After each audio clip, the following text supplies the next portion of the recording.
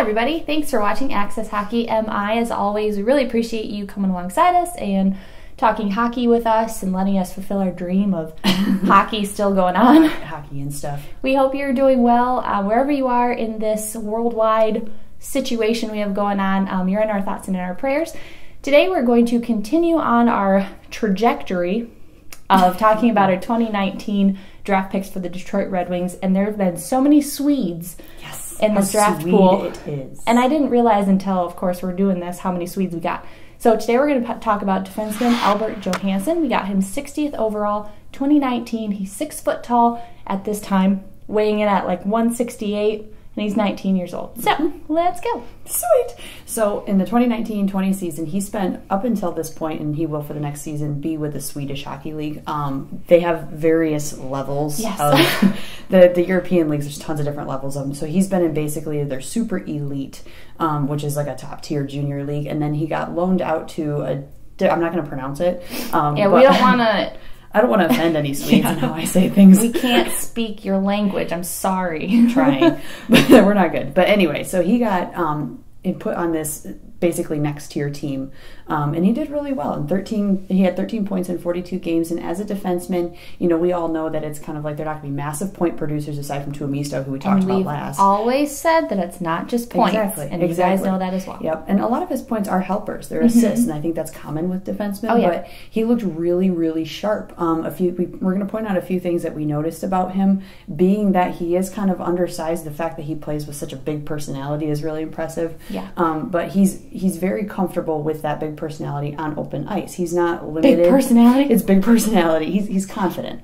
Oh, okay. That's what I mean by that. Gotcha. But he's comfortable. He's not going to quick get the puck and dump it because he doesn't know what to do with all the open space. He's going to wait patiently and kind of see out a play, which is really nice because then he follows through with it. Yeah, so Rachel said that he's a smaller guy. So what she means by that is at 6 foot, being 168 pounds, you want him to fill out a little bit, of course. And I think that's the common, we're going to reiterate that with probably every single guy that we get. Because these kids are children when they're not children, but they're drafted at a young age. They're drafted with the expectation that they're going to be more than what they are, even though that is fantastic what they are in the minute they're drafted. You know, because if you make the draft list, you're doing something great and something right. So she said comfortable in open ice.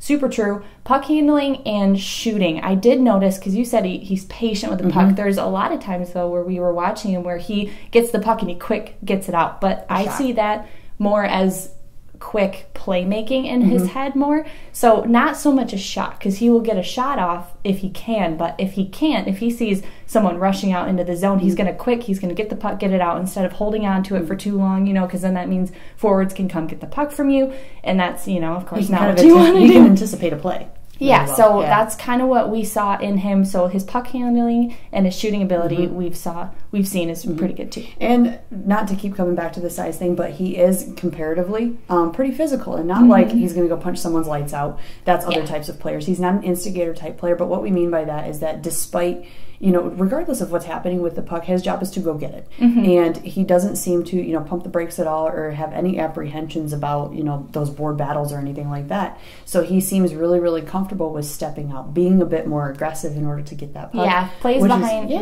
plays behind, sorry, cut you off. No, if plays behind his goalie's net, of course, he's going to try go get that puck back so he can get out and get the play going to the other end. I say he's driven. He's very driven. Yeah, and that's the physical, like Rachel said. It's not like I'm going to go punch you and we're going to have just senseless fighting.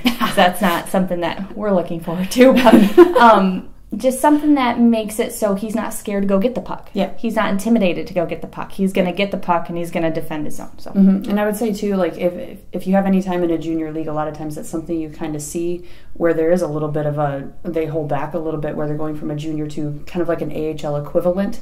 Where they're up against bigger guys, a lot of times you do see a little bit where they kind of pull back because they're not super comfortable quite yet. He doesn't seem to have that. I was going to say, the confident players aren't going to do that, though. The confident players sometimes can be a little overconfident, but you would rather that and have them learn from that than be like timid in the back and not want to do anything. I can't do anything. Yeah, so then the last thing not the last thing, but another thing that we saw is that he's really controlled and he doesn't panic. So that can be something that is really important as a defenseman, of course. If you're trying to keep the puck in the zone, you have forwards coming at you as you're on the blue line. It's important not to panic and fumble the puck and then create a turnover. So that's one important thing about being a defenseman that doesn't panic. And I think with any player too, it's critical for them to be controlled, but to have someone who has kind of already found their niche in that, it makes them a little bit more pliable. Instead of trying to teach them that skill, they've already kind of acquired it. Yeah, it's hard. And you can grow I can imagine that would be hard to teach. Yeah, incredibly.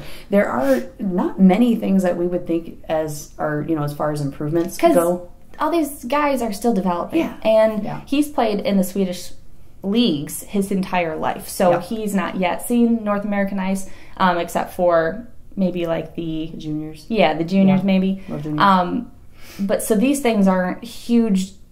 I really don't even like saying cons about these guys just because we all understand they're still developing. So areas of potential improvement. Yeah, let's call it that. One would be what we said before, his size. And I think that all drafting teams are thinking, okay, these guys are going to get some weight because they have to get some weight. They're picturing where they can be. They get some weight, and he's a big defenseman. And I think that that's what Steve Yzerman and co were trying to do in the 2019 draft, of getting big guys on the team, which I think they succeeded in. They drafted, in 2019 alone, out of all of our picks, we had 5 Europeans. Yeah. So that's, I think is half of what we had. So there's definitely a trend there, I think, and there's something to be said about the Swedish development, not just as far as size, but as far as how much trust they put in those players and advancing them to more difficult leagues, and it just escalates their development a little bit quicker. So development, and then playing in the SHL is going to help him with his size, of course, because you're demanding more bigger guys you're playing up against. You're playing against adults and other guys who are trying to make it to their teams they were drafted. They're not afraid to hit you. Yeah, exactly. So why don't you talk about our last comment? The last one is something that's going to be kind of across the board, especially for defensemen right now. As this little prospect pipeline gets tighter and tighter and tighter for Detroit, these guys are going to have to find more unique ways to stand out. For right now, with defensemen, we talked about Antti Tuomisto. You've got Moritz Seider, who's in the system. Joe Hicketts is completely developed, ready to go, just waiting for his opportunity. You have tons of defensemen right now just raring and ready to go. And in order to kind of, I guess, get his foot in the door, he's got to find something unique. He's got to make himself stand out a little bit, especially being an ocean away. I think that does present an additional challenge because you've got tons of Euros over there right now, but the eyes are on the North American game right now. So you have to make them watch you further. You have to make them pay more attention. And that's not to say we don't think they're watching them, because of course they're watching them. They have specific areas of the developmental pool of their staff that watch these kids, which is how they find them. But just to stand out, because if you've got Moritz Seider over here doing fantastically, you want to pair him with someone who can also do fantastically. And we've got Gustav Lindstrom, who's also making a huge case to be in the NHL, probably will be in the NHL next year. Also from the SHL. Yeah, exactly. Also from the Swedish leagues. These guys have to more and more, and I think that's the case in general with hockey teams. You have to prove that you can be better. You have to play above where you are to be noticed. That's what Philip Roenick did. He played better than the AHL level. He got called up and probably will never be not supposed to be there. Yeah, he wasn't supposed to be there. So play like you're not supposed to be there. Play like you are more elite than other people around you, and just stand out like that. And I think with Yzerman too, just the entire culture he's creating is a highly competitive culture, and this is really helpful with that too, because it makes these guys work harder. They're competing against other draft picks. They're not there yet.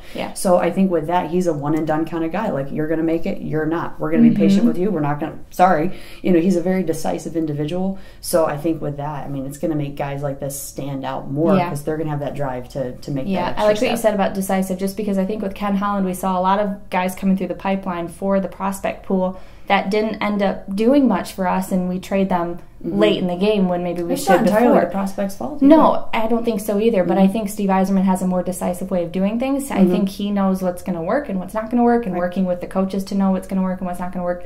And the goal at the end is to get a Stanley Cup. Swedes have always worked for the Swedes anyway, so I might we as well really like just Swedes. Let's get more. All right, so that is our 2 cents on Albert Johansson. Let us know in the comments what you think about him, and who you'd like us to talk about next. We've had a lot of comments on this, so we're really excited that you guys like to do this prospect talk with us. So join us next time when we do more of it. Yeah. Bye, guys.